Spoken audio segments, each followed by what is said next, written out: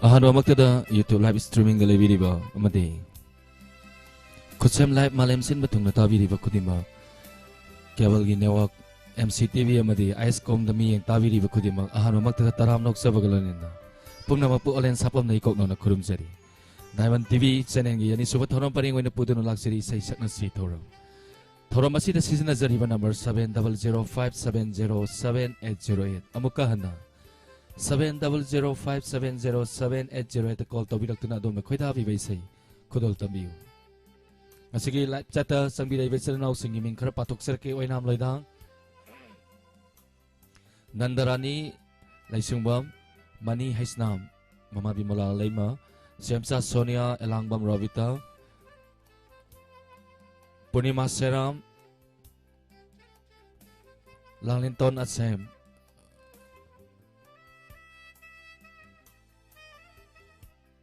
Somala Samurai Lakpam Taram Noksari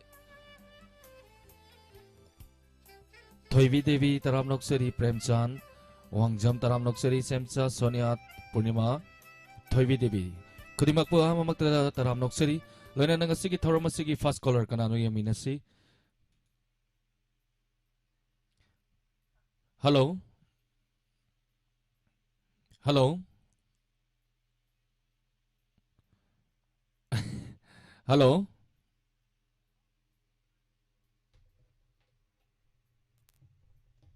Hello Tabira Voice Sartadro. Tajare Say Mingamadi Lefamai View Nasigi Thoramasigi Fast Caller ni say Saknasi Thoramasigi Marianga Tem.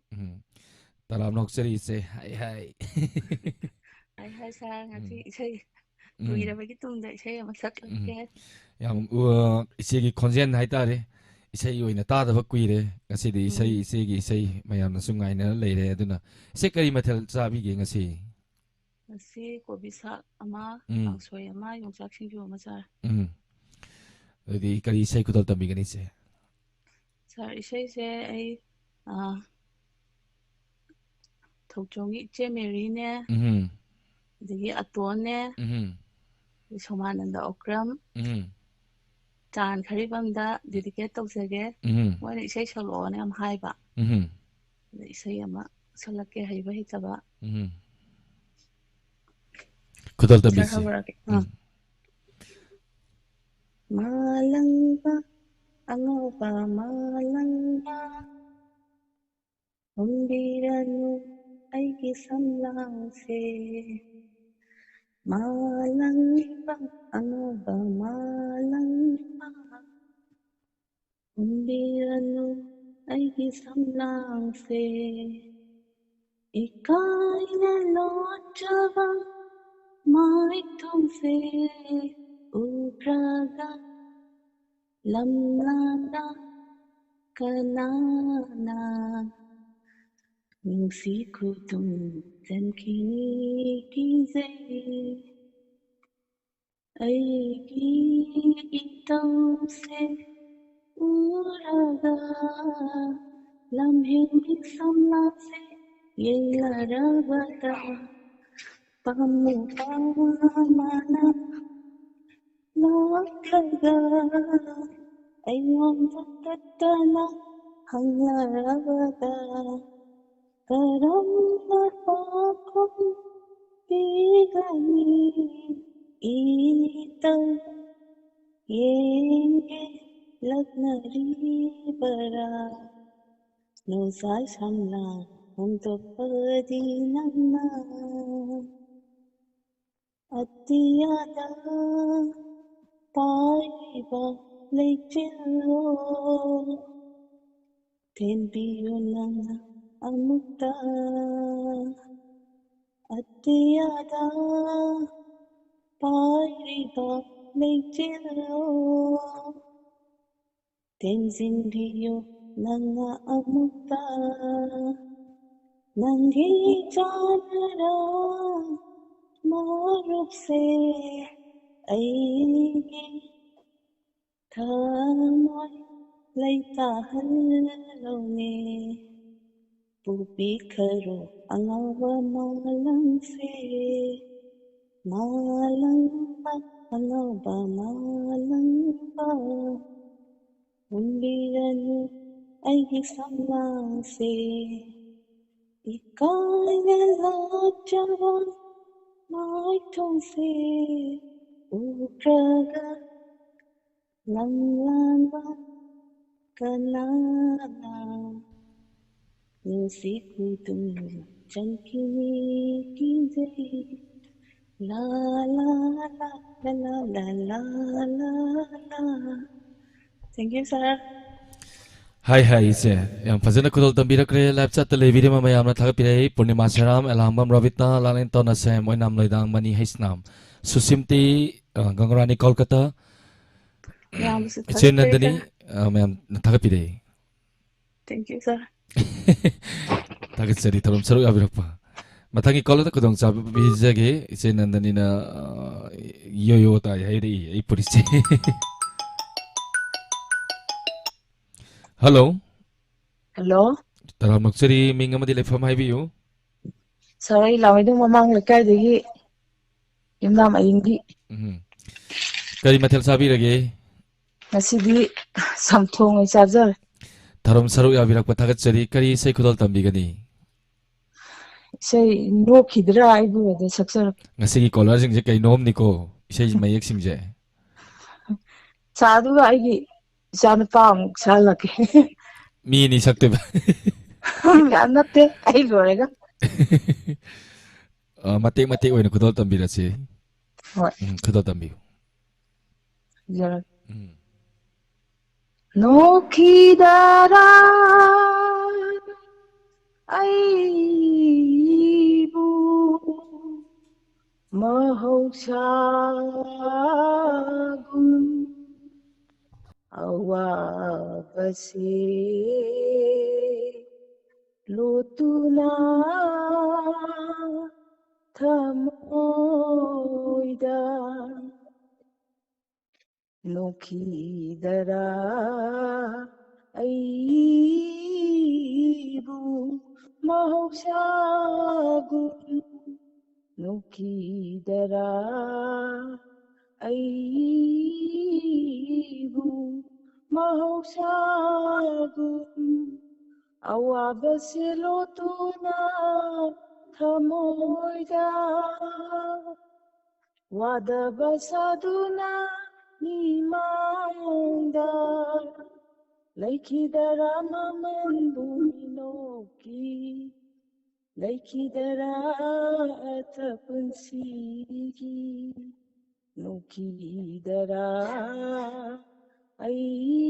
aibu mahausagun ikai jaili thokpa kanada minam pira punsigi wari ikai jaili thokpa kanada minam pira punsigi wari se khongthang dilana thanglubana chatkani karamna handuna tamluni aina kanada nukidara aibu mahausagun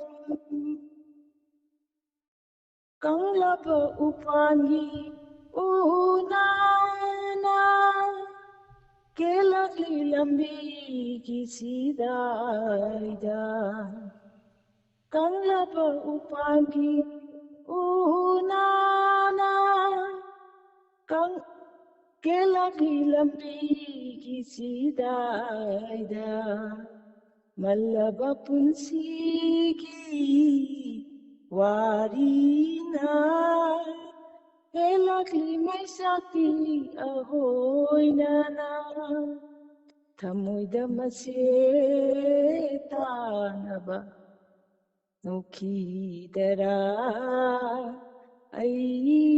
aibu mahausagun awabase lotuna thamoida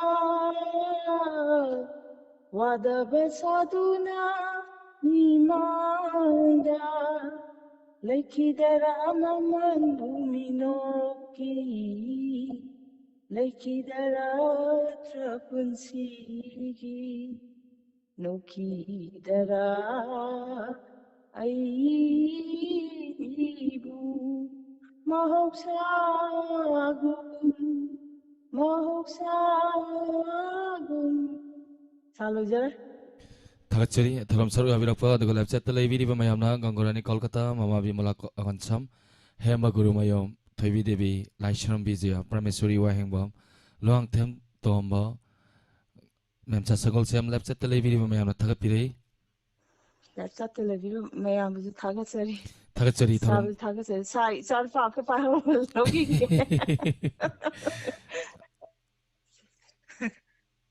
Hello Hello Hello.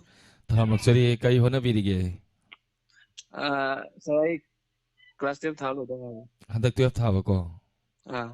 Okay exam nungairakpa nungaiba pastor porasanu Hoy sir. aming ta haibiu Sir, lamu dong ya khaba.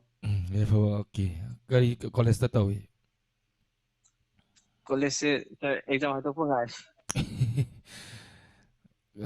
kari sei ko tambi gani Kai ku nang gi nang salo ko do. ko tambi si Na salo ko na kalayo. Tava fumalo nung shi kunzero. Leilong yin kino lang bakanada. Nushibadu nangi aigi hoy halo Nushiba kauba magi nusingai se Kalita ko pakang thamoy sila'y tahandari Oiraba nang aigi thamoy gimapo Awat pala'y laro di mapo kasi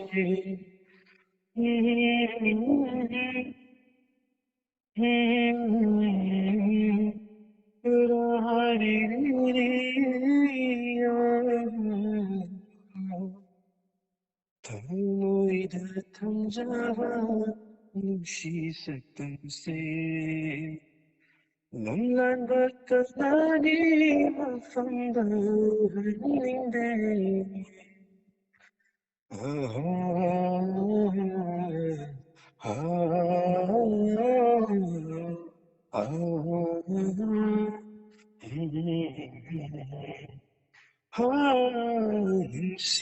Siwarise lido nangu Nushibagi taibanda pugaliena Taniklan kunjela tumoy bukudum chali Nushira linok na mahoy hai Taniklan kunjela tumoy bukudum chali Nushira linok na mahoy hai Asok nusiba se kapidraba Nakin koirani mapuksivadi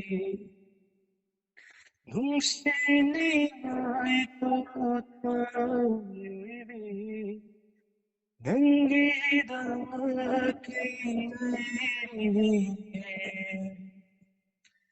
Dakna sa lupo nakalayo Tava funghalo nung shi kunjiro Leilang inkinulan ng bakanada Nung shibado nangi ay oy halo Nung shiba ka ba maging singay se Kalita ko pakanta mo'y sintahan dari Oiraba ng ay gita mo'y gimapo ꯑꯋꯥꯠꯄ ꯂꯩꯔꯔꯣꯏ ꯃꯄꯣꯛ ꯑꯁꯤ ꯑꯣꯏꯖꯕ ꯐꯪꯂꯕ ꯅꯪꯁꯦꯇꯗꯤ ಹಿಂಗನಿ ಪುಂಸಿಸೆ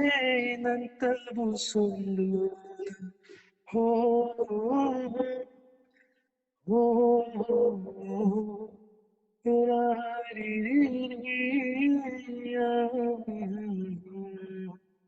ಚಲೋ ಚಂದ್ರ Thagatsari isai yam fazana kulol tambire sigi isai je nongmuda kaya rakam ngangbirge nongmuda. ꯌꯥꯝ ꯇꯣꯏꯅ ꯉꯪꯗꯦ ꯑꯃꯨꯛ ꯉꯪꯉꯤ Isai yam fazana kulol tambire bokel su yamna fazai thagatsari mathangi thorom dasu soidana saru yabi che dugu inaugi isai selap chat leviriba mayamna thagatpire thagatsari thorom saru yabirapu. Madhuvala Laishram Thagatsari thorom saru yabirapu ma IBM hall Senga Thamaria Santibla Laishram Vijaya Irengbam Jiten Taram Noksari Thagatsari Loinana Ngasigi thorom asida nauna sangmira iba khudimma hainingai leitana Thagatsari. Hello. Hello, Sir Olen. Hi Domcha. Hoi, hi. Domcha ngasai tabi Kainomta hayogi ko. Aina hujik kogi live si taba matamda YouTube account pe. Yam tappe ba ai mobile na ra mayam yu dum tappa jala. Sound se akhoi na ngang maso dum tapra. Tappe. Kaya YouTube ki live ni ko. Bani hadi wari sana ba jibu dia dum normal da dum lai ba. Di phone da ni ko. Aduga kanya ba sei halakpada su dum tapna taba. Hujik sanai se mayam nota sida sound je okay na habire ai sida lekhatsare semjare. Hoi. Ado Sir Olen ji kum ya ningol ma su phangare ya nu pi su phangare ado mai tawbuduna kum hobi nongma gi na ha o thore I matak kum phajare I kuri kya phajare ri tana Thagatsari no za thagatsari pa. Kaya yang ni nai ka yang boy hai ka da. Du yang malaba. Zang boy. Namu menteri mandam dia wala kana. Dem sana thonbi bado mantri na. Yung ni nai hai ki do. Waskat ting machum lit lubagi. Ado amu ni lau ni marak ta. Bot le po hai ra. Dia ki mana ba? Ai sai li chara ke che no cha. Lilo. Ado ai go. Saya ama dum chachara ge ko. Kudol tambi se no cha. Ngasi dei na sei kun mari kun manga ji mapang gi teng da koi na ga le chari ne gi. Koi gi no na takta gi mo thang ta na sam le teng da. Ai na mu kum sak gi philam ga ka ya ni ko. Hoi no cha. Kum sak la ke. Kudol tambi se. Lật lăng như này Siram ganida Ai se siram ganida Doblam ganida Ai se doblam ganida Amadu chutaki Amadu chulaki Amadu chutaki Amadu chulaki Mana ai bu orang bada kamam da kalu bada tamu chikat wa lauli Mana lip lambadu Aidi inamasada Mana lip lambadu Aidi inamasada Wai dada bani pam da bani Nada baga kharaman baduda Yukiru bani pam lu bani Machina sil paiga man baduda Wai dada bani pam da bani Laila baga kharaman baduda Yukiru bani pamlu bani Machina sil paiga man baduda Kamindara patirida Anta baga philam sona kagasa Dani naga hiru ko pagin mori naga ber ko Kayal do kyan khajai Dani naga yang dani mamate dani bagi matanga Matau do kyan musti Pabani na nai kona jago chari kami na bagi Estu do kyan nali ang hoda na ngalaksiba intarven tugilan tamana pamlamba duda aigi imang magtada mana liep lamba duda aigi imang magtada ngauri bani langri bani ipai mayum leiri ngata alli bani iri bani ikuta banu payang ni bani ngauri bani lang lani ipai mayum leiri ngata alli bani iri bani ikuta banu payang ni bani unthami ara pakirida yumlum da gari dona thaurapa unthami ara pakirida yumlum da gari dona thaurapa kanna ga thang pai ba amit puri na ga nomai khana bdo ana ba to chano ki sanina amit puri ga jawa tinani action do chanani kanina para puki bandina sinagale hogi matango chanu si angang ko maru tiruda gi kun para padamana net lamba duda rigi inang masada net lamba duda aigi imang masada amadi sulagi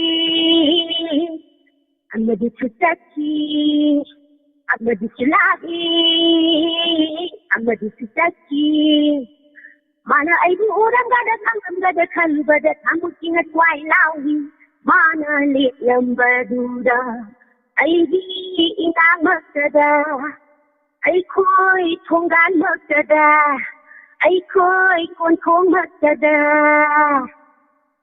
Mission ge parole Hai domcha isai mayak to kainom niko lapsa ta lei biri mayam se domcha gi sai targa kappaga le na mission no I matam dugi kainom ni nan go adu danan matam dugi kainom la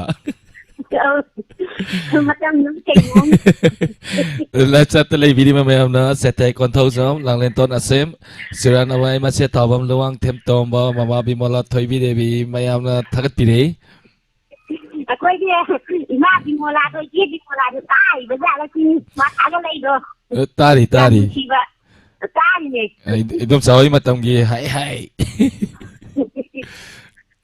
kainom ni kainom ni apa tumnang koi kainai ta la di ju khara mingjang ga dia ko dia mane history yaw na past lak kote past future si wa ya ko dia ba ahum do sem bade past ne future ni present ne pundoi ni thakachari idom sa tharom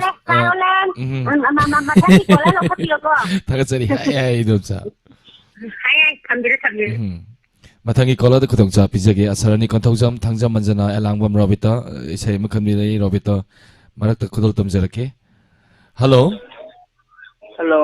taram noksari minga madi lefam hai biu ai kurai thangjam lekai jegi bemola mola lai mane taram noksari mama kai mathar chabi ge nga thongi se mama hoji kalai de lai biri no yumda ma nakan da yam langwa mataba TV thari go mama TV de yang biri la mu that ye noi ta kan na TV se MC TV de yang biri ra Escom da ai lagi ko khudol tabiu ai de sai de bana ti yaung ni sum ta pun thakachari tharom saru ya birakwa kari isai sauge manda phanni bi sakhan kadi kari isai sauge manda phanni bi sakhan kadi tadore ba hello tajai ma maka tabiu oh jab acha kai khi bo kuire pam jab sai sa chu kau khi bo kuire jab sa kai khi bo kuire pam jab sai sa chu kau khi bo kuire nangu uro pa mikip asida angka pumba hangga gumile ai sensu ai kisu kari isi uge manda phamlibi akhangdabi kari isai uge aiki pumise pathabalamde hangari thamoida nangu kanano launambi kanagi misumba laiwana manghandire kauhandire aiki isensu aiki su kari isai sauge manda phandibi sakhangdabi manda phandibi sakhangdabi mujargo tasu Mama yam phajana kudol tambira kare yam ingna tapna yam phajana kudol tambire sarangten susila laya laisram bija chete konthau jam surana bai gangrani kolkata nini ratanaguru mayum mani haisna mise bibi bilama ibam longjam sing saning khomi lab sa tele biri ma yam thagi pire lin thoi chanu kon yam chaw bi ai bi sing na sab chai hai ta ba aduna phajai ima ka chenen se MCTV da miyang tabiri ra natragan ISCOM daro kena ni TV de gitu tane sum Thagatsari mama isai dong tang kala tabi yam phajabani mang da family bi kai nom ningjang Thagatsari tharum sabirak ngasigi caller jing je kai nom ni yam ngai ri thorom dong aina santuk mina se mayam nok tar program yo ro nok tar phamjarake hi hello Hi, Atau Kai. hi lin thoi Good evening. morning ni ngasai kare hen tokre bi Thagatsari san thorom saru yabirakpa kai mathal sabirage Hi, Sisi. How Bora thoge? How are you? bora Oh, hawram do mali yam chi how are ni da. isal kari sai kudal tabi gani Isa yam ma da chege. Mina ba klege. kudal tabi No ki da ai bo mau cha gum awa baselo tuna tamoida wada besaduna mi manda laikidara maman bumi noki laikidara mausagum noki dara aibo mausagum awa baselo tuna tamoida wada besaduna mi manda laikidara maman bumi noki laikidara mausagum akangba upagi unana kelaglambi kisidaida akangba upagi unana kelaglambi kisidaida le bogeda Yang fazana khudol tambikre chal yang live chat ta leibiri ba mayamna chomlin thoi nuga se bibi bila thangjam manjana ibecha khosnam se ngathe maria live chat ta leibiri ba mayamni chalgi sai thagapiri. Hoi aduga sibila ju call tawiro aduga isai mujaba sakpiro sijegi sijeda nganguje tabe yam nungai. Sibila phone otpa horani. Aduga khari isai sakti ko. Sala dawne 32 sure khalak paisai khudol tamjarake. Hoi, thank you sir. Thagachari. Sojana sakpiro. Tharam saru yabirakpa thagachari sa. Mathangi caller ma Thank you. paikachage andugo isai khanbirakpa isai khudol tamjarake.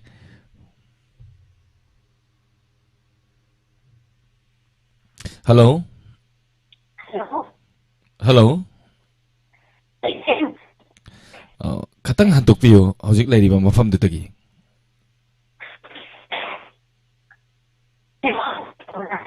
Hello.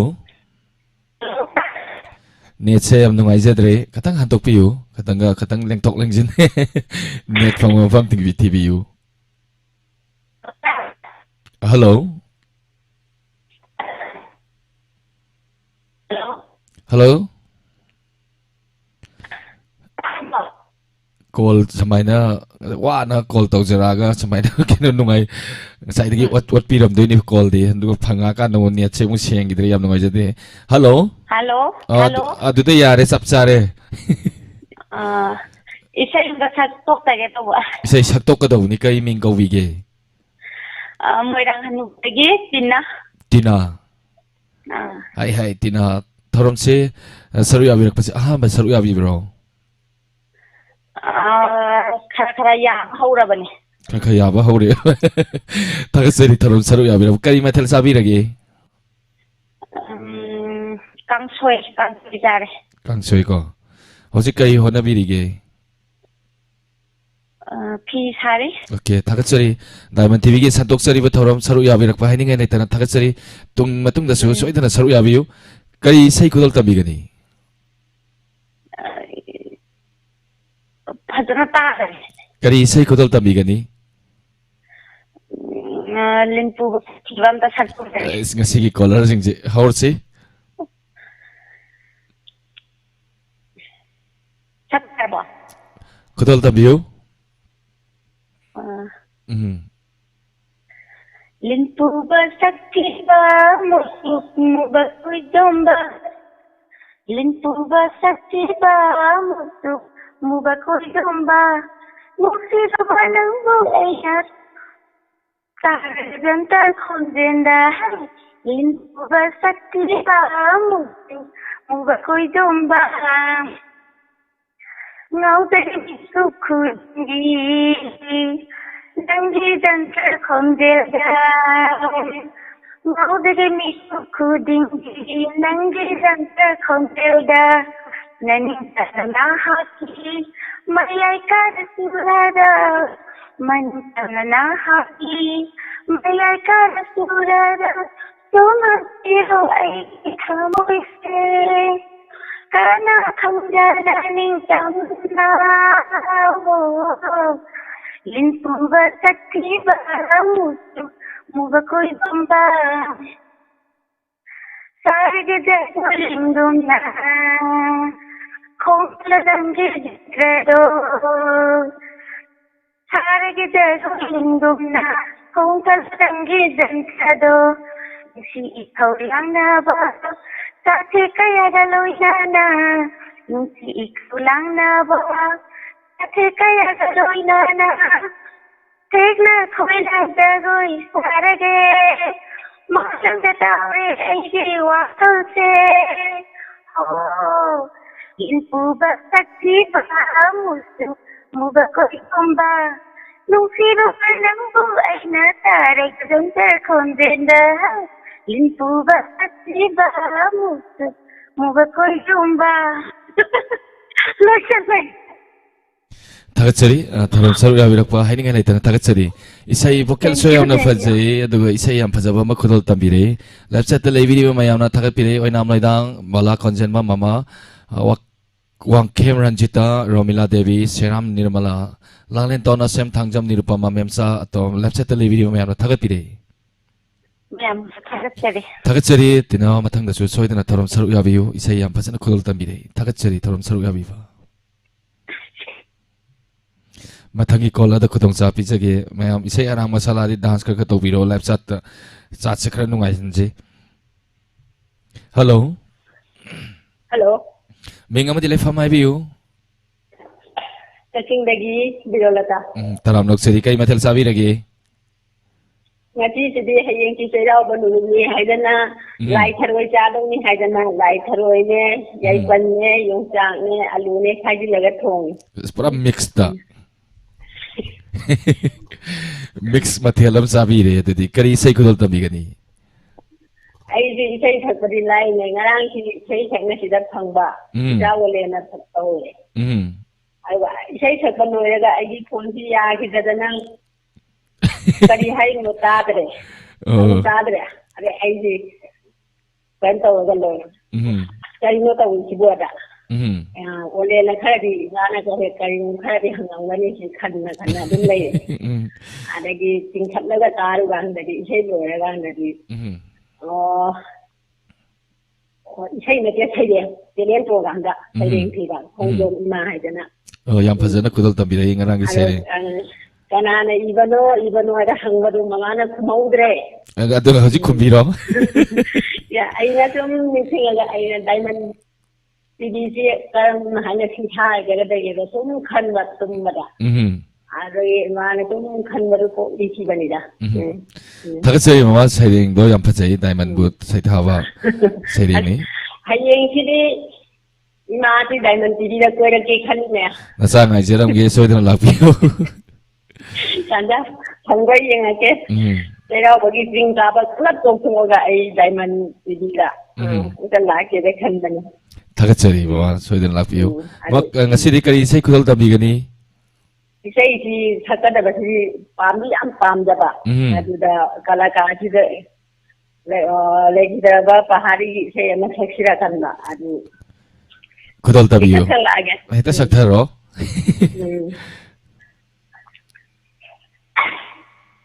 I say, Hagleroi Kaliade, Loi Galate. Sleep night Amal Uri Wakal Homi Lake Oli Already Tamoy the Sulita I say Haglaroi Kaliade Umang Wamang Unawana Hairang Leirang Lobugam Hang Ayyatinli Wari Tani Mari Torin Sil Sinai Chili Buina Isai Shako Isai Shaka I say Haglaroi Kaliade Today is Itaki Lake on Paz Unawana Machaire Marol Toke Haglo Shadi Makol Toke Ichilia Ibutuna Shako Shaka I say Haglaroi Kaliade Doi Banaide पलकी थई आवल उरी वखल कोमी कई चिल्लेंगी ओई औजके थमोई दसोई था आई थई थकलरुई थलिया चिंजरगे Thakachari mama isai yam phajana khulol tabire ngasigi caller sing hai ahal ima sing sakpirak pachi ima sing idom cha sing loi naha on thora abra kenom tawre isai yam phajana khulol thagat pidaba sahi ji na on thok ya di thadal ba phone na tana maning jar hal di ngai dawni koi ma lapsat ta lei biri ba mayam na mama gi isai se saranam nirmala supriya wangjam longjam chaning khomi thoibi devi oinam loi dam Ningomam Kitchen Asolin Toy it's a Bila Babli Nong Memsa Atong Deepak Konthojam Ning Them Kuman Joy Marang Them Live set the Levi Mayama Takapide Live set the Levi Mayam to Mana Taram open Takachari Taram Saru Yavirapa Taramapung Pan Birapa Ima Takachari Taram Matangi Kola the Kudongcha Pijeri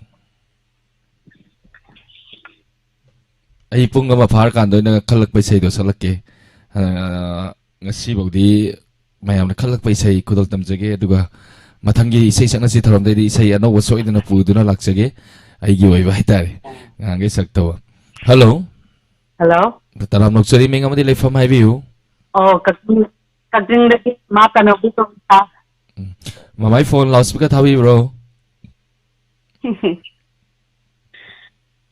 hello Ming ta heavy say. Kasing lagi imata no bikaw Taram noksari kari mathal sabi lagi. Nasidi nga thong Mathal so hawa sabi re wa isay so phajaba sakbi ra kadore mi su ngasi se yam ngan mi sani henkale TV channel na suming mayam ma tabiri isay se kha lang doi ra tapparo. Kudol tambisi. Hawjage sa hibam siya ang ite ma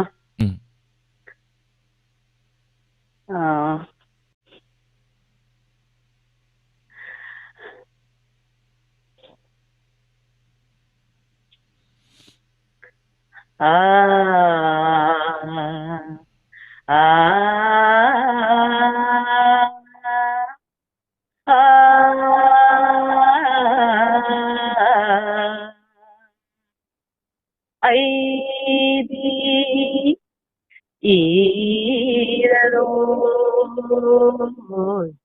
Aidi iraro pun si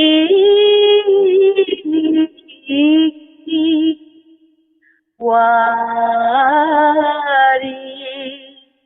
Nangi wakhalda hinjarapa Nangi wakhalda hinjarapa Unchini aidi Nasisu linkhini aigi punchi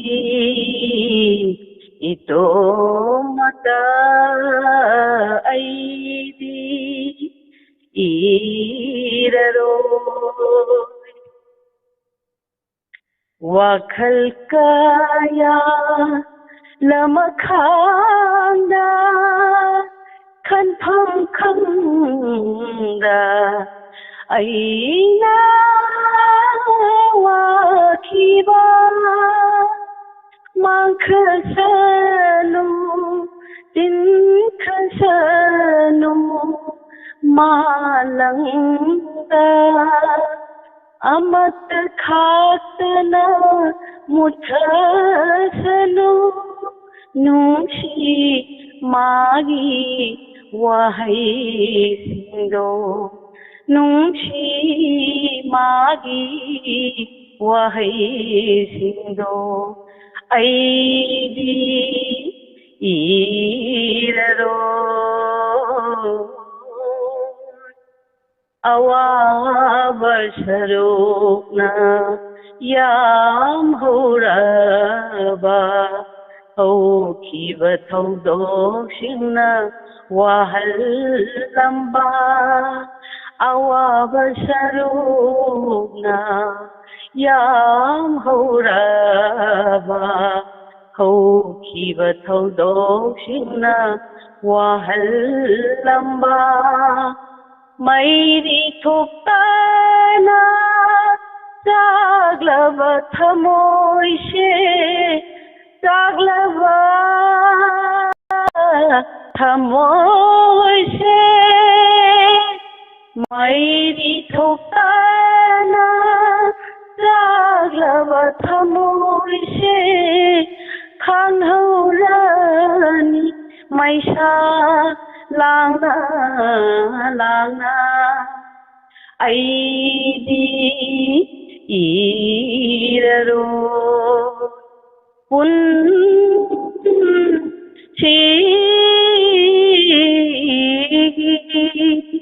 ꯋꯥꯔꯤ ꯅꯪꯒꯤ ꯋꯥꯈꯜꯗ ꯆꯤꯡꯖꯔꯛꯄ ꯄꯨꯟꯁꯤꯅꯤ ꯑꯩꯗꯤ ꯂꯦꯡꯈꯤꯅꯤ ꯉꯁꯤꯁꯨ ꯑꯩꯒꯤ ꯄꯨꯟꯁꯤ ꯏꯇꯣꯝꯇ ꯑꯩꯗꯤ ꯏꯔꯔꯣꯏ ꯊꯥꯂꯣꯏꯖꯩ ngasi se ima sing se kainom niko isai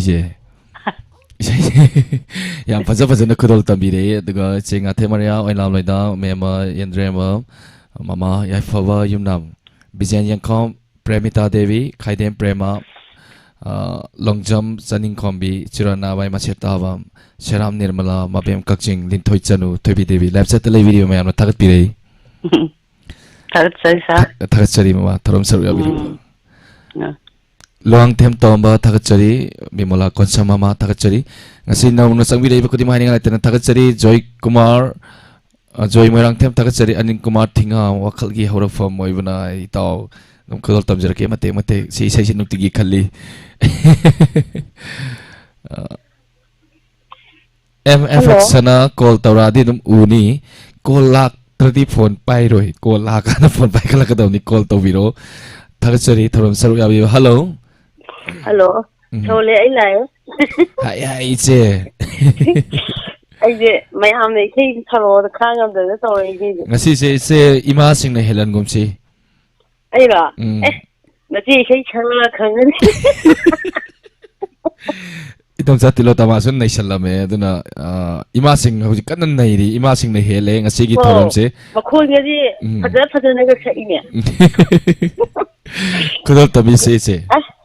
Ai sai ji rakhi mu yaw de saban te de hai te ai su ga pa ma aura ge ai sai je la ta le na na ji ge to ge aura ge das to de se kari bu sala das khara mayam se nikhar ka doi man bra sai do kan de le ke ta aura se 1 2 3 4 go hojing tamgi mau na ha sing se irang yam na kamali makiam na semali sangat singangali purin gi mung kathali lang bi ya ba pizari askari no da itei mo gi khokira ke si de hina hemang theda itei me si yeng ba bu midnight bu pakhang na pakhang macha koi gi thmoi da di poti ka pe duga chumring biu tamna haijara ke hojikang gi mok singse lesabi sabe yamna kana chanagle mong le lesabi sarakpa lesabi na mu mok saba yamna kana bu chanagle mong na amu lesabi saning laglaba mawa hanjin nai ni ꯂꯩꯁꯥꯕꯤꯅ ꯑꯃꯨꯛ ꯃꯧ ꯁꯥꯅꯤꯡꯂꯛꯂꯕ ꯆꯦꯟꯅꯤꯡꯕꯅ ꯍꯝ ꯂꯥꯎꯅꯤꯡꯂꯤꯕꯅꯤ 1 2 3 go ꯍꯧꯖꯤꯛ ꯃꯇꯝꯒꯤ ꯃꯧꯁꯤꯡꯁꯦ ꯂꯩꯁꯥꯕꯤ ꯊꯥꯕ ꯌꯥꯝꯅ ꯆꯟꯅꯔꯛꯂꯦ ꯃꯧꯅ ꯑꯃꯨꯛꯀ ꯂꯩꯁꯥꯕꯤ ꯁꯥꯅꯤꯡꯂꯛꯂꯕ ꯂꯩꯁꯥꯕꯤꯅ ꯑꯃꯨꯛ ꯃꯧ ꯁꯥꯅꯤꯡꯂꯕ ꯌꯥꯝꯅ ꯀꯟꯅꯕꯨ ꯆꯟꯅꯔꯛꯂꯤ ꯃꯧꯅ ꯑꯃꯨꯛ ꯂꯩꯁꯥꯕꯤ ꯁꯥꯅꯤꯡꯂꯕ ꯃꯧꯋꯥ ꯍꯟꯖꯤꯟ ꯍꯟꯖꯤꯟ ꯅꯥꯏꯅꯤꯡꯂꯤꯕꯅꯤ ꯑꯁ ꯇꯧꯔꯦ ꯏꯁꯩ ꯃꯩꯁꯤ ꯀꯩꯅꯣꯝ ꯇꯧꯋꯦ ꯂꯧꯕꯤꯔꯕ ꯑꯩ ꯏꯆꯦ ꯊꯧꯔꯒꯦ ꯍꯦ ꯏꯃꯥꯒꯤ ꯃꯃꯧ 이마기 마모 애학부 타조 이마기 마모 애학부 타조 이마기 마모 애학부 타조 애신난기 오이도리네 호 농담바나 땀남바니 이마기 마모 애학부 타조 아이네 보라 짜와 낭네 빼자 아이네 탐반 낭네 깨비 아이네 Osman nang natamban ay na Majnun nang nalera Romeo Juliet oh Romeo Juliet ay natamban nang nakebi ay Osman nang natamban ay natamban nang nakebi ay Osman nang natamban Chaude hena phajare chugale hena phajare ho chaude 해나가 파자래 죽을래 해나가 오 해나가 눈치래 오 해나가 라우 옴짝 너짝래누 아이세 빠큰 오이드레니 호 옴짝 싹래누 아이세 빠큰 오이드레니 이마기 마모 ꯑꯩꯍꯥꯛꯄꯨ ꯊꯥꯖꯧ ꯁꯣꯜꯂꯦ ꯂꯣꯏꯁꯤꯜꯂꯒꯦꯗ ꯊꯥꯒꯠꯆꯔꯤ ꯑꯍꯥꯟꯕꯒꯤ ꯏꯁꯩꯗꯣ ꯇꯞꯇꯥ ꯃꯆꯥ ꯍꯥꯏꯅ ꯈꯪꯅꯕ ꯑꯩꯈꯣꯏꯒꯤ ꯃꯃꯤꯡꯗ ꯄ꯭ꯔꯤꯌꯣ ꯀꯨꯃꯥꯔ ꯍꯥꯏꯕ꯭ꯔꯥ ꯇꯞꯇꯥ ꯃꯆꯥꯒꯤ ꯏꯁꯩꯅꯦ ꯃꯌꯦꯛ ꯌꯥꯝ ꯐꯖꯅ ꯈꯨꯗꯣꯜ ꯇꯝꯕꯤꯔꯛꯀꯦ ꯂꯥꯏꯐ ꯆꯥꯁꯦ ꯃꯊꯪ ꯈꯥꯏ ꯑꯣꯟꯊꯣꯛꯄꯤꯔꯝꯃꯦ ꯏꯆꯦꯅ ꯃꯦꯗꯥ ꯊꯧꯗꯥꯝ ꯃꯃꯥ ꯕꯤꯃꯂꯥ ꯏꯆꯦ ꯉꯥꯊꯦꯝ ꯃꯔꯤꯌꯥ ꯂꯤꯟꯊꯣꯏ ꯆꯅꯨ ꯂꯥꯏꯐ ꯆꯥꯠꯇ ꯂꯩꯕꯤꯔꯤꯕ ꯃꯌꯥꯝꯅ ꯊꯥꯒꯠꯄꯤꯔꯛꯏ ꯏꯆꯦ ꯃꯌꯥꯝꯁꯨ ꯑꯩꯅ ꯊꯥꯒꯠꯆꯔꯤ ꯏꯁꯩ ꯍꯧꯖꯤꯛꯀꯤꯗꯣ ꯂꯣꯏꯗ꯭ꯔꯤꯌꯦ ꯇꯜꯂꯕ ꯏꯁꯩ ꯑꯩꯈꯣꯏꯒꯤ ꯊꯧꯔꯝꯁꯦ ꯏꯆꯦ ꯚꯤꯗꯤꯑꯣ ꯀꯣꯜꯗ ꯍꯥꯏꯇꯥꯔꯦ ꯍꯧꯖꯤꯛꯁꯦ ꯚꯤꯗꯤꯑꯣ ꯀꯣꯜꯗ ꯑꯩꯈꯣꯏ ꯄꯥꯡꯊꯣꯛꯅꯕ ꯀꯟꯅ ꯁꯦꯝ ꯁꯥꯕ ꯍꯧꯖꯔꯛꯑꯦ ꯀꯣꯂꯔꯁꯤꯡ ꯚꯤꯗꯤꯑꯣ ꯀꯣꯜ ꯗꯥꯏꯔꯦꯛ ꯚꯤꯗꯤꯑꯣ ꯊꯣꯛꯂꯛꯑꯅꯤ ꯏꯀꯨꯏ ꯀꯨꯏꯗꯕꯤꯗ ꯀꯦꯔ ꯁꯤ ꯁꯨꯝ ꯐꯤꯕꯝꯗ ꯂꯥꯛꯇꯧꯔꯤꯅꯦ ꯍꯥ ꯀꯦꯔ ꯐꯥꯎꯟꯗꯦꯁꯟ ꯊꯥꯏ ꯁꯤ ꯁꯨꯝ ꯐꯤꯕꯝꯗ ꯂꯥꯛꯇꯧꯔꯤꯅꯦ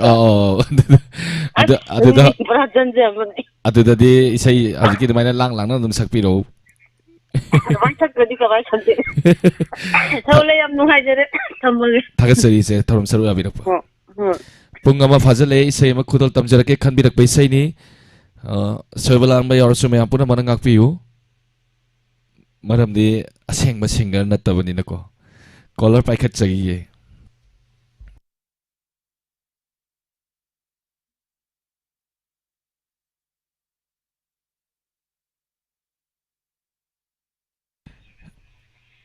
ꯏꯁꯩ ꯑꯃ ꯈꯨꯗꯣꯜ ꯇꯝꯖꯒꯦ ꯈꯟꯕꯤꯔꯛꯄ ꯏꯁꯩꯅꯤ ꯑꯦꯂꯥꯡꯕꯝ ꯔꯕꯤꯇꯥꯅ ꯈꯟꯕꯤꯔꯛꯄ ꯏꯁꯩꯅꯤ ꯈꯨꯗꯣꯜ ꯇꯝꯖꯒꯦ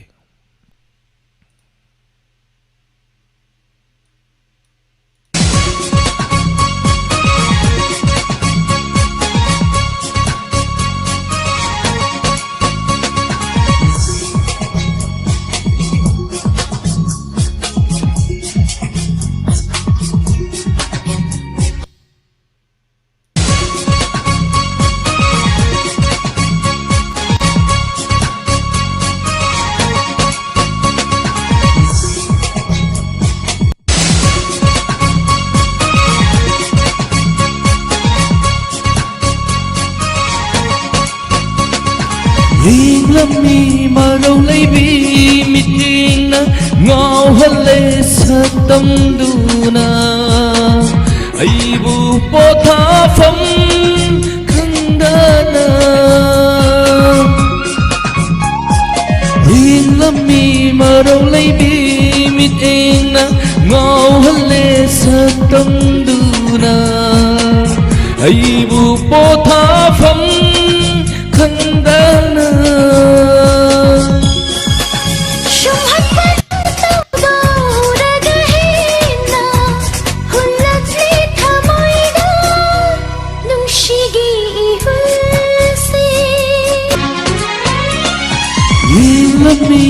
râu lấy bi mít em na ngao hân lê sắc tâm đu na ai bu po tha phong khăng đa na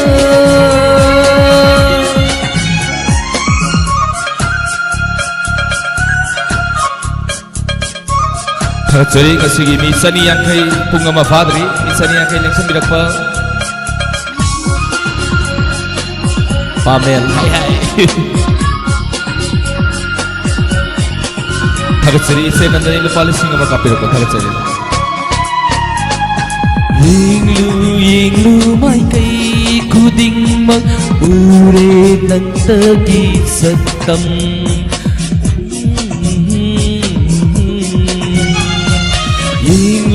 Yinglu mai kay kuding mag ure nang tagi satam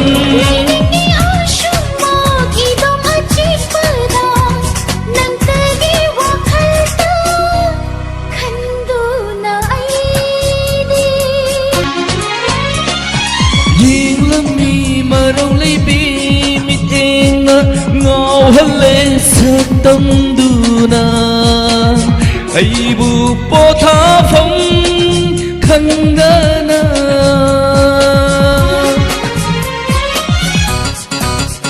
hai hai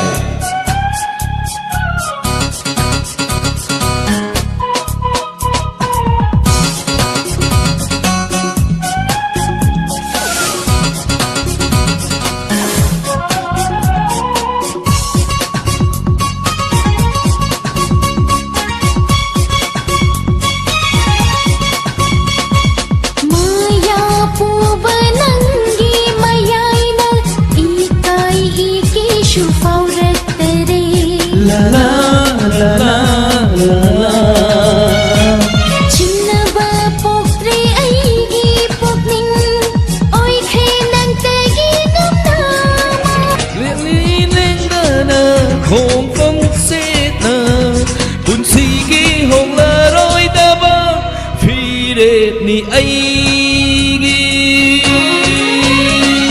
in lam ni mà đâu lấy bi mít em na ngao hân lê sắc tâm đu na ai bu po tha phong khăng đa na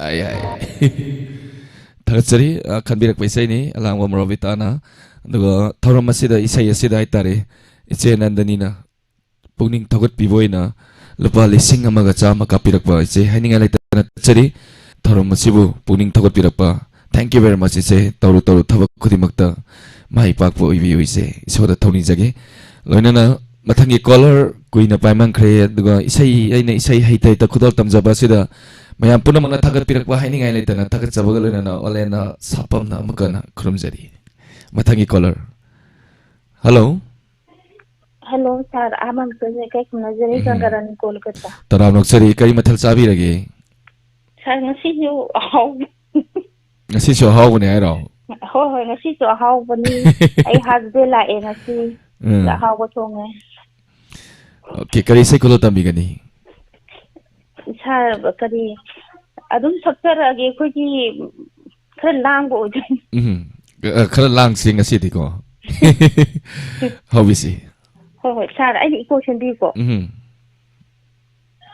nungsibna thawpa baita aina maningda napsaba magi na ko mayada nungsi wari sikthaba aigi bait maningda aigi saina napsaba aigi na ko mayada murum solakpa kunungai ama kunungai ama kunungai ama kunungai ama nungsibna thawba baita aina maningda napsaba magi na ko mayada nungsi wari sikthaba aigi bait maningda aigi saina napsaba ꯑꯩꯒꯤ ꯅꯥꯀꯣꯡ ꯃꯩꯌꯥꯗ ꯃꯨꯔꯨꯝ ꯃꯨꯔꯨꯝ ꯁꯣꯜꯂꯛꯄ ꯍꯥꯏ ꯃꯨꯔꯨꯝ ꯃꯨꯔꯨꯝ ꯁꯣꯜꯂꯛꯄ ꯈꯨꯅꯨꯡꯉꯥꯏ ꯑꯃ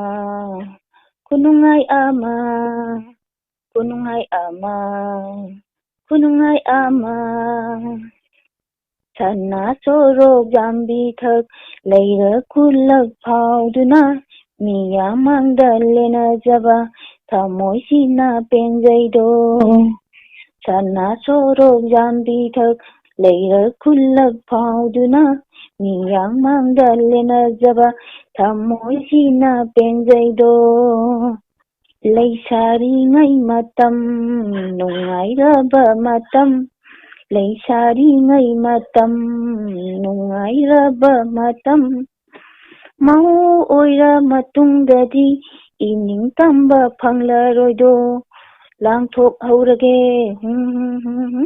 ꯅꯨꯡꯉꯥꯏꯍꯧꯔꯒꯦ ꯂꯥꯡꯊꯣꯛꯍꯧꯔꯒꯦ ꯅꯨꯡꯉꯥꯏꯍꯧꯔꯒꯦ ꯅꯨꯡꯁꯤꯕꯅ ꯊꯧꯕ ꯕꯥꯏꯛꯇ ꯑꯩꯅ ꯃꯅꯤꯡꯗ ꯅꯞꯆꯕ ꯃꯥꯒꯤ ꯅꯥꯀꯣꯡ ꯃꯩꯌꯥꯗ ꯅꯨꯡꯁꯤ ꯋꯥꯔꯤ ꯆꯤꯊꯕ ꯈꯨꯅꯨꯡꯉꯥꯏ ꯑꯃ ꯈꯨꯅꯨꯡꯉꯥꯏ ꯑꯃ ꯈꯨꯅꯨꯡꯉꯥꯏ ꯑꯃ ꯑꯣ ꯈꯨꯅꯨꯡꯉꯥꯏ ꯑꯃ ꯊꯥꯏꯅꯉꯩꯒꯤ ꯃꯇꯝꯗꯗꯤ ꯁꯥꯏꯀꯜ ꯐ꯭ꯔꯦꯝꯗ ꯇꯣꯡꯉꯤ ꯍꯥꯏ ꯍꯥꯏ ꯍꯥꯏ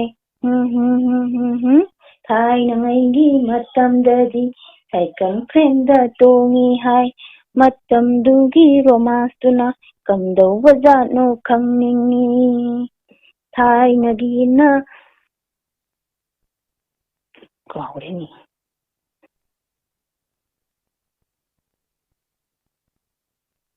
ꯊꯥꯏꯅꯒꯤꯅ ꯍꯝꯕꯔ ꯍꯧꯖꯤꯛꯀꯤꯅ ꯄꯝꯁꯔ ꯊꯥꯏꯅꯒꯤꯅ ꯑꯦꯛꯀꯥ ꯒꯥꯔꯤ ꯍꯧꯖꯤꯛꯀꯤꯅ ꯃꯣꯇꯣꯔ ꯒꯥꯔꯤ ꯃꯇꯝꯗꯨꯒꯤ ꯔꯣꯃꯥꯟꯁꯇꯨꯁꯨ ꯐꯤꯕꯝ ꯑꯃ ꯇꯥꯔꯝꯂꯣꯏ ꯑꯔꯤꯕ ꯖꯨꯛꯀꯤ ꯄꯔꯃꯥꯟ ꯄꯥꯟꯊꯩ ꯑꯔꯤꯕ ꯖꯨꯛꯀꯤ ꯄꯔꯃꯥꯟ ꯄꯥꯟꯊꯩ ꯄꯨꯄꯨꯅ ꯊꯧꯕ ꯁꯥꯏꯀꯜꯗ ꯕꯣꯕꯣꯛꯅ ꯐ꯭ꯔꯦꯝꯗ ꯇꯣꯡꯂꯝꯃꯤ ꯑꯣꯏꯔꯝꯒꯗꯕ ꯐꯤꯕꯝꯗꯣ ꯃꯤꯠꯇꯕꯨ ꯁꯪ ꯁꯪ ꯎꯔꯛꯏ ꯍꯥꯏ ꯃꯤꯠꯇꯕꯨ ꯁꯪ ꯁꯪ ꯎꯔꯛꯏ ꯈꯨꯅꯣꯛꯅꯤꯡ ꯑꯃ ꯍꯥꯏ ꯈꯨꯅꯣꯛꯅꯤꯡ ꯑꯃ ꯈꯨꯅꯣꯛꯅꯤꯡ ꯑꯃ ꯈꯨꯅꯣꯛꯅꯤꯡ ꯑꯃ ꯅꯨꯡꯁꯤꯕꯅ ꯊꯧꯕ ꯕꯥꯏꯛꯇ ꯑꯩꯅ ꯃꯅꯤꯡꯗ ꯅꯞꯆꯕ ꯃꯥꯒꯤ ꯅꯥꯀꯣꯡ ꯃꯩꯌꯥꯗ ꯅꯨꯡꯁꯤ ꯋꯥꯔꯤ ꯆꯤꯊꯕ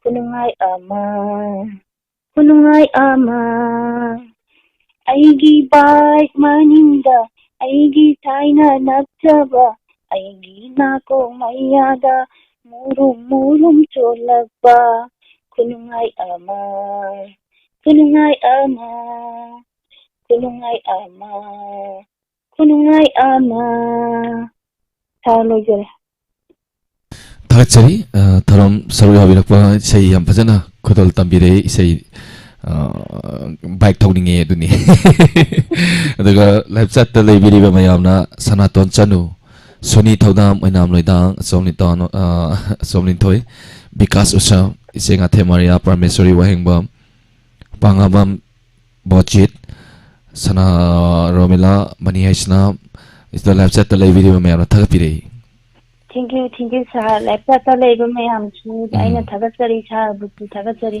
ꯊꯦꯡꯛ ꯌꯨ ꯁꯥꯔ ꯊꯥꯒꯠꯆꯔꯤ ꯊꯧꯔꯝ ꯁꯔꯨꯛ ꯌꯥꯕꯤꯔꯛꯄ ꯃꯊꯪꯒꯤ ꯀꯣꯂꯔꯗ ꯑꯃꯨꯛ ꯈꯨꯗꯣꯡꯆꯥꯕ ꯄꯤꯖꯒꯦ ꯃꯃꯥ ꯃꯦꯝ ꯌꯦꯟꯗ꯭ꯔꯦꯝꯕꯝ ꯇꯔꯥꯝ ꯅꯣꯛꯆꯔꯤ ꯄꯥꯃꯦꯜ ꯍꯥꯏ ꯍꯥꯏ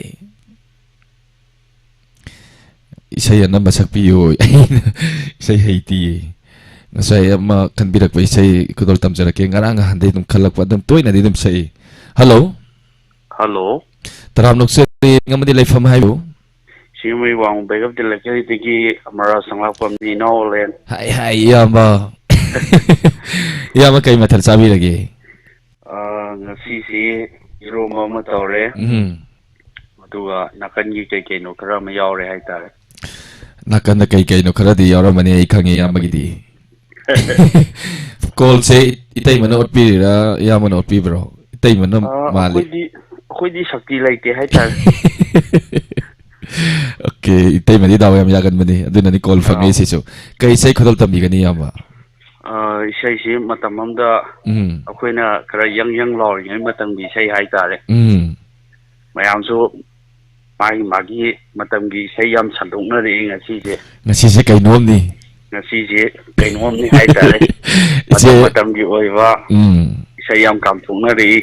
Iche Mariana Amarje isay yam fazana sakne adu yam hayeng se Cheraw na ano ba sa hima hapsalak tori na mayam se haugi mayam da ningjang ima domcha yam majing si isay je kay nom ni loina adugi marakta ay so matiem tang haiba hitaba matiem tang tawrake khadal tabisi yam kana pakhang oiringai matam gini mai su kitang kawbu khotpe yawarga su mayam na puchen chong na ngapi gani hozarage khadal tabiyo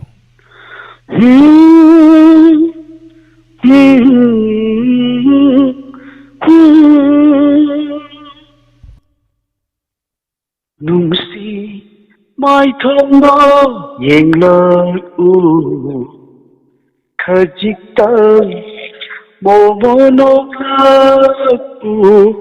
Nungsi mai thong đó yeng lời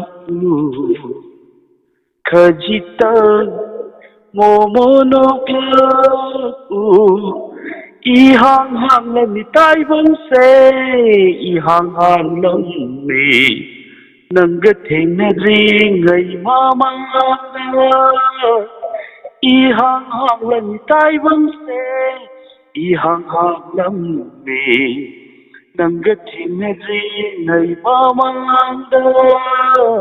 tai vâng gì awa bao thuốc na khajik tang mo no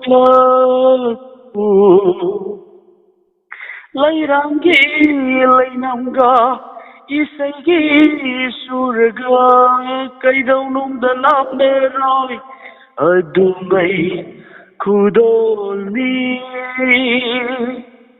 na haki thawai gai haki hak sang da kai dau num da lap ne roi thơ môi ga dinarsi khajik tang mo no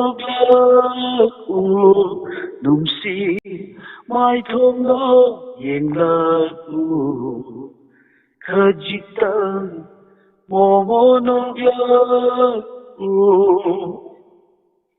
khâu ram na ngai đi nungsi lambi dai kai na pakhat na to yeng za khan na nungsi re na haki thawai gai haki hak sang kai dau nung da lap na roi thơ môi ga dinarsi khajik tang mo no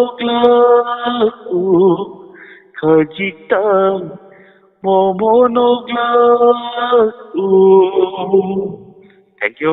Now I'll inside the send ge. Yam fazana khudal tambira khre yam aduga website ta leibiri ba mayam na wangabam budget Suni Thauda Vikas Usam Ganggarani Kolkata Santi Bala Gorong Sieng re Somananda Okram Lintoy Chanu Helen Devi yung kaiba mising ate Maria website tele video mayam na tagat pire mayam puno magpu kurumjari live chat tele video ba amadi TV channel da yung video ba kusem da tabiri ba puno magpu ikongno no kurumjari tagat jari amba tharom saru yabirak pa tharom masi umapung phan biramba tagat jari Thank you. Matangi kola da kudong chapi jage aduga khalak pi sei makudol tamjurake marakta yama samananda okramgi sei se ai phaja de hayeng ai soidana marakta lantok charke waro biroi color ngatang pai bi sei khanbirak pai sei anin da khanbinam bai sei ne aduga ngasigi birthday tabiri ba ngowi amadi nite ne ratna gurumain da dedicate tawsage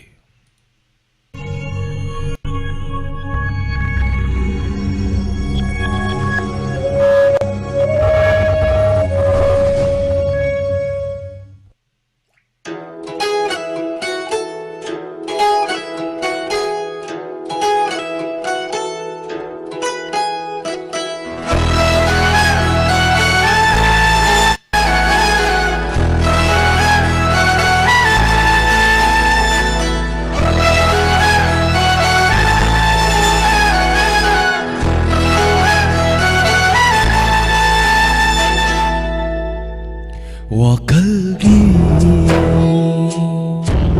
haurak famoybana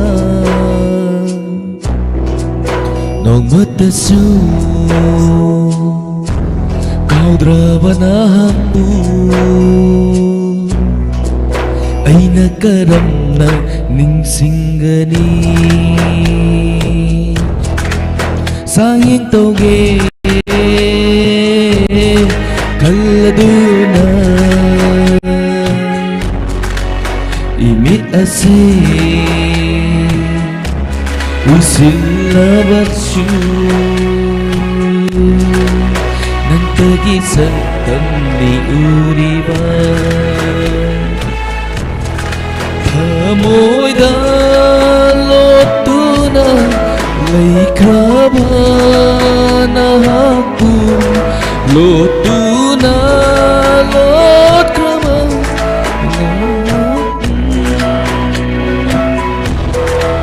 mafam kadaida tirugani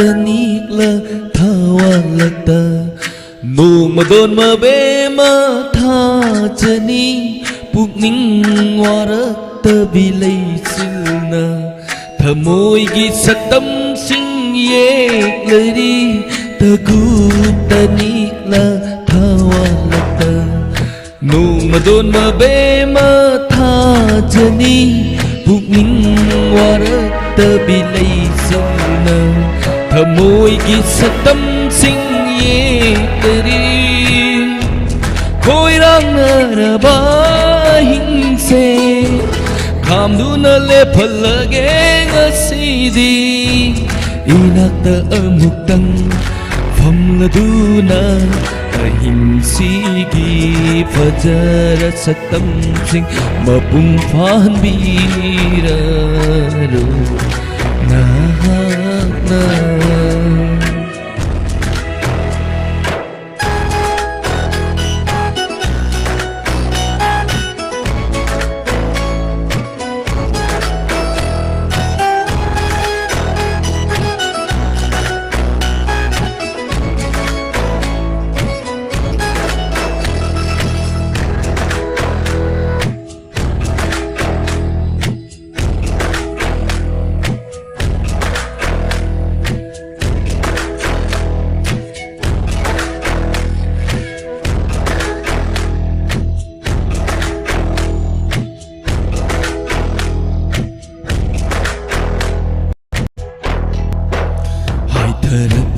Samlana ai đi khá dài tờ thênh lập bờ hai thờ đất vật samlana ai đi khá dài tờ thênh lập bờ cuộc lời đơ banangi sakangi matsu sing ai gi thamoi da hanjin sankare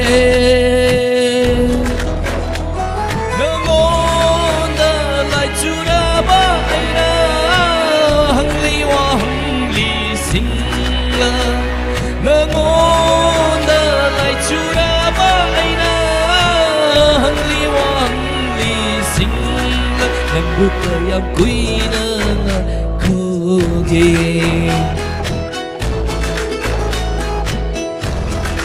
nang bukayam kuina mai koge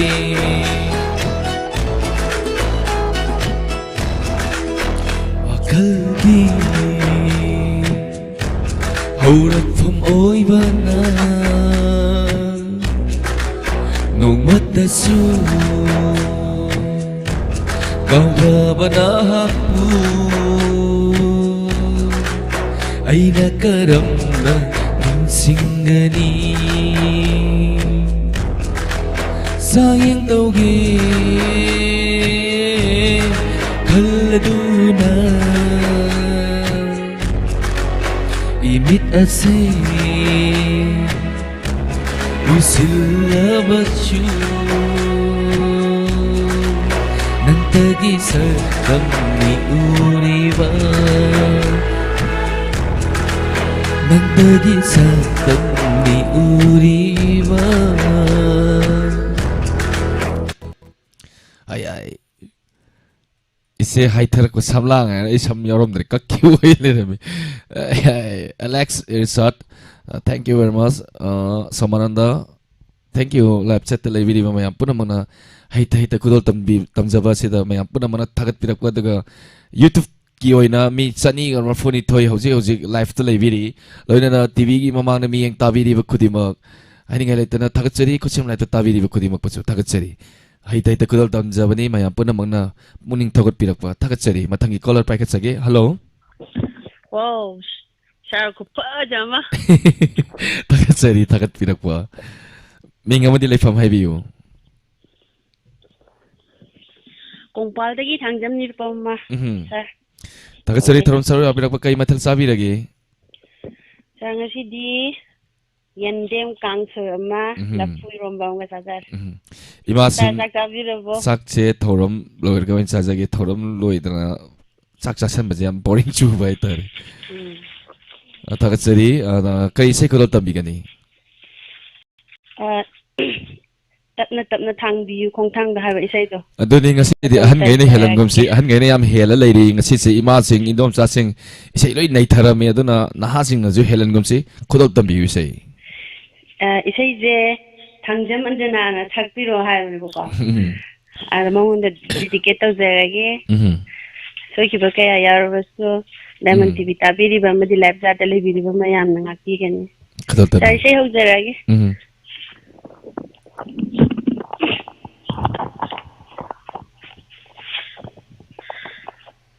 tapna thangbiyu khongthangdo lona yengbirakanu mitingdo tapna thangbiyu khongthangdo ikai na khangjari beni mai thong se lokthana ikai na khangjari beni mai thong se lokthana thamui bodona puragachinu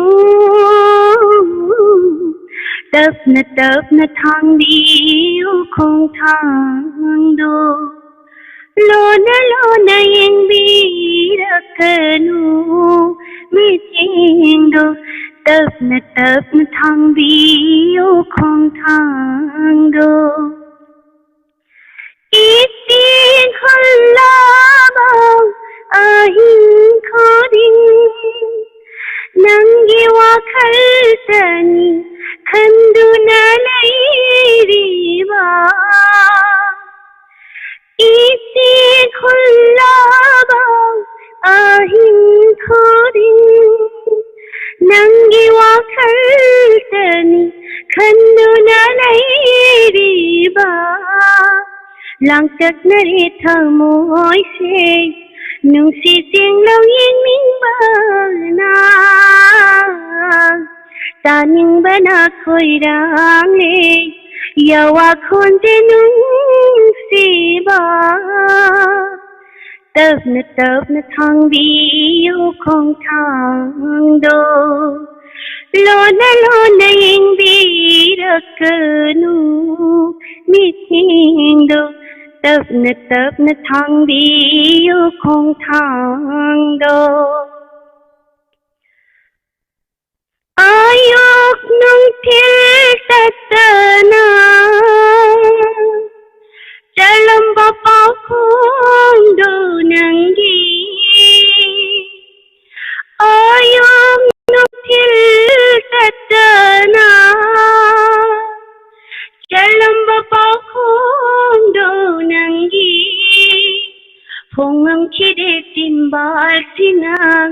mappan thokna thamoi nungi wa phongam kire timbal sina mapal thokna thamoi nungi wa oda sinna le phobani yingda sinna khangja hobani tapna thangbiyo khong thangdo lona yengbirakno mithindo ikaina khangjari beni mai thong selo thana thamoi boduna pura gachati no tapna thangbiyo khong thangdo lona yengbirak no mithindo tapna thangbiyo khong thangdo solution jaga Thakachari thorom saru gabirakwa duga live chat ta lebiriba mayamna thakapire yaifaba yumnam Ramendra maibam achomlin thoi Suni thodam yaifaba Gogorani Hanif live chat ta lebiriba mayamna thakapire live chat ta lebiri Thakachari thank you very much ngasi thorom saru gabirakwa thorom asigi last caller lokhachage aduga ngasi thorom se katang tension jawani pungama makai di santoksari pungai ma samjanjare aduga inspector te ai baro mamang ai di baro makai bu manung da di soidana sar su lei te ai horen isai marakta dum laukthokcharake te ai pung kya da howudagi abdo pung yari makai koi pung tarani thoini mamang da howna bakana sem sajari thakachari thorom se last caller ming amadi leifam haibiu Halen ai bin chanang thousand taram nokchari kai mathal sabi rage yerum thoya sid yerum sona kanda slim na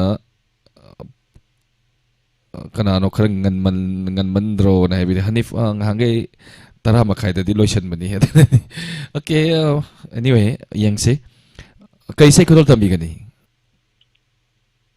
sa khudol ge sudita ne kang ta hum tam jarake khudol tambi si kana hoik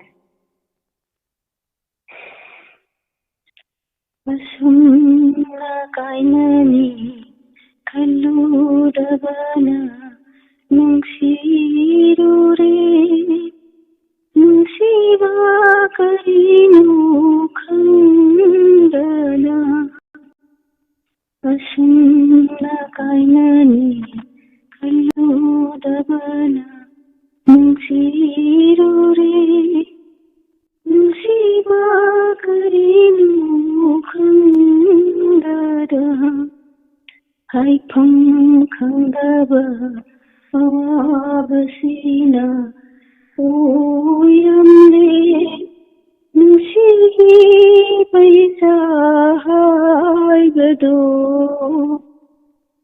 asumna kainani kalludabana nungsirure thamoyanigi barakta lainakiba marido tathabasu ningsinglingasnisu kamandada thamoyanigi barakta lainakiba marido tathabasu ningsinglingasnisu kamandada nungsi pakong amagi sintari pirana isin uina hingli haibata nangai haure asumla kainani kalludabana nungsirure kaina mai saksi khakbada lim hauriba punsi se kim khabasu uningling asisu mahusagum kaina mai saksi khangbada lim hauriba punsi se kem khabasu uning linasisu mahusagum nungsi pokhong amagi sinthri pirana isin oina hinni haigata manai haure asumna kainani halu dabana nungsiro re nungsiba kainu khandana haitham khandaba awabasina oiramne nungsigi maisa haibado asumna kainani khaludabana nungiro re Ahora lo senjara Thakchari thorom saru yabirapwa aduga live chat ta leibiriba mayamnasu thagapire ngasi thorom sigi last caller ni thakchari thorom saru yabirapwa Thakachari sir live chat ta le mayam thakachari Kangleifa entertainment thorom saru yabirapwa thakchari Khalida jia Loang them toma maibam ningthembi tamfa frisabam thakchari mayam punamo slim Thank you very much ngasi thorom asigi aroi bada isai makhudal tamjaram ge khanbirak pa isai lanchen bi isai sina thorom si lotion be abalok jage mathangi thorom de hayeng isai anawa makhan makhan leire soidana khudal tamjarake ngasi de hana sakra isai sing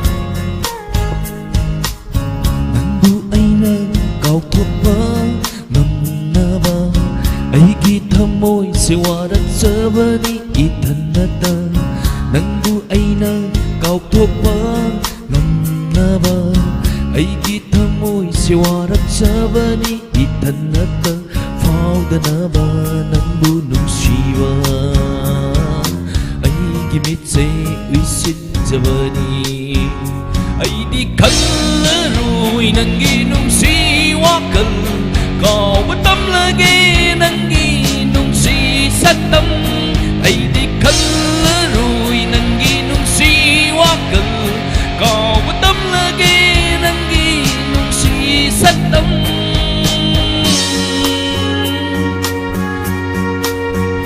tara makai da losin jawni thorom se khara sangda jare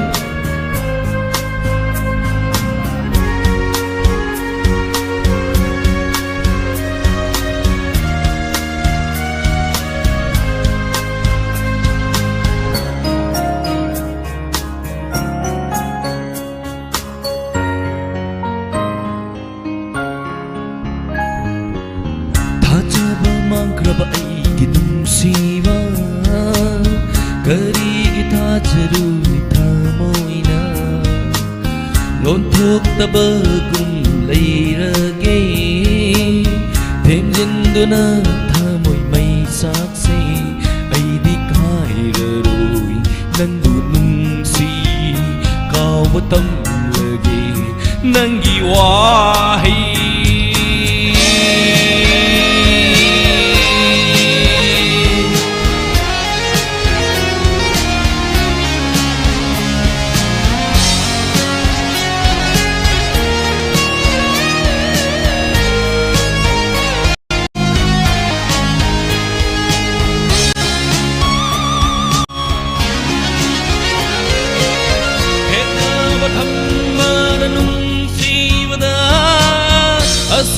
thăm môi bu đi mi rai ki khusen ki sat na bi na hak na lấy ron san bi ki nung si ba ai đi le rồi nangi mai kai kau tâm lage nangi mi no ai đi khăn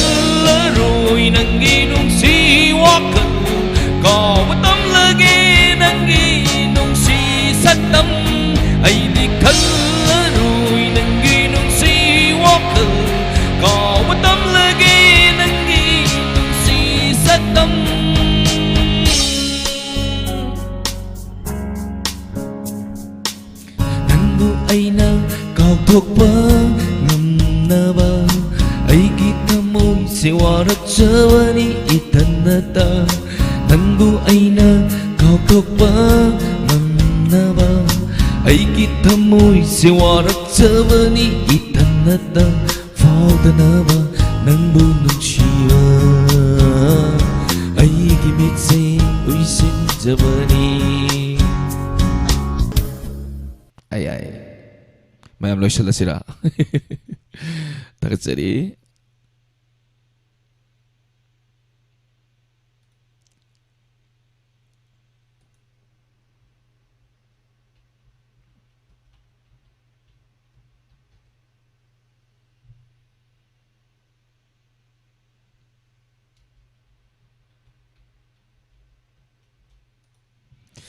Hojik yening hulakwa matamnina yening hulakwa isay ang kudol tamjarang gi matiye mo ko. Dugo loishalasi tharamse ngasidi Akea last song. Thank you very much. May punamag tharam saru yabiriba kudol tamjagi isay. Last song ni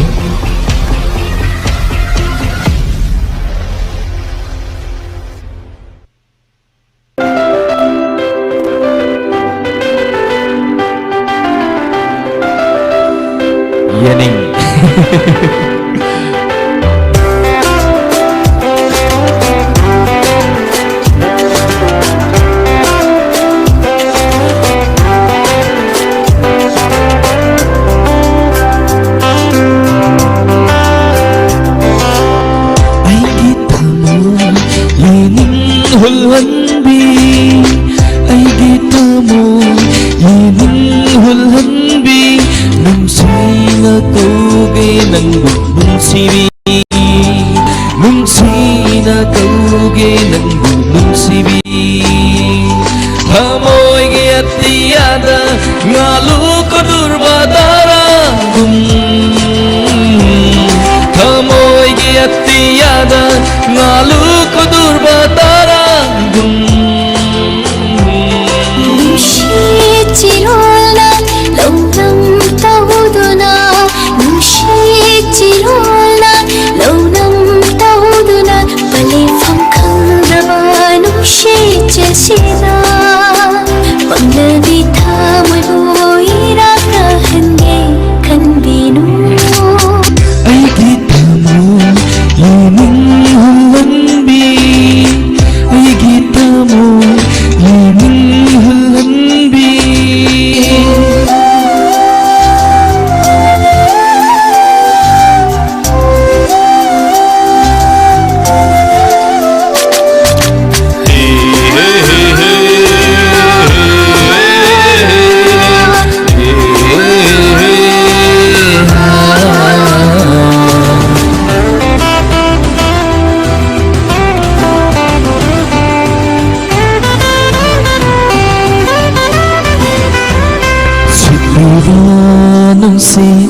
Humliba malang sitliba nung si humliba malang humjen biyo nang na ay ginung si babo humjen biyo nang na ay ginung si babo nung si bimagi tamoy lakanong danung si bimagi tamoy lakanong Chakwa may ribo Ang surubi may randiligong Sa tanbagi langgan Tukrabi sa zigong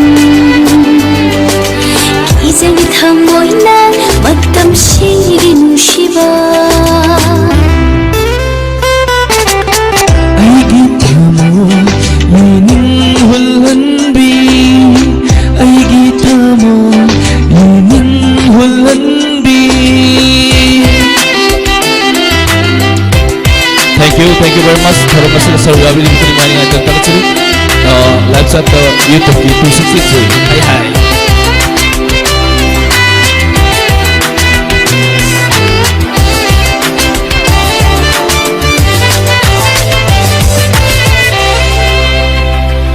Lấy na cha mình nhịp bao lần, yom li bi tham ăn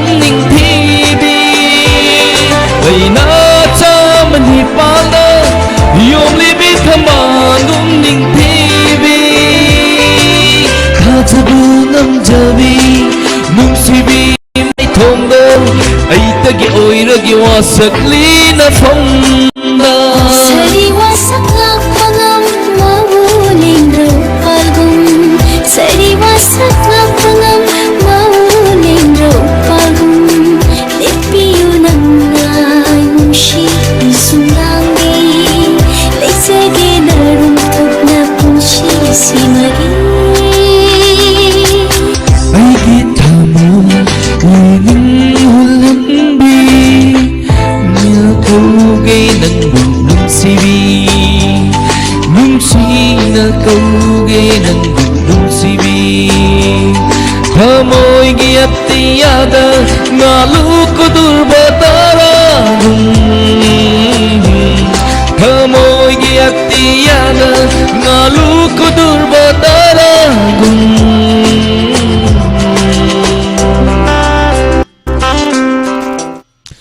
Sorry, thank you ngasigi torom saru ya video isai jumari sakto kromani je ai lapsata library bakuri mak thagat sari ngasi torom sige lotion me ya lojage me puna inspector tayagi me puna ngai minasi nangi wahai kayana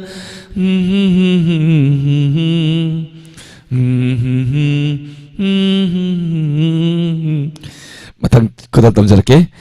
Okay, thank you very much.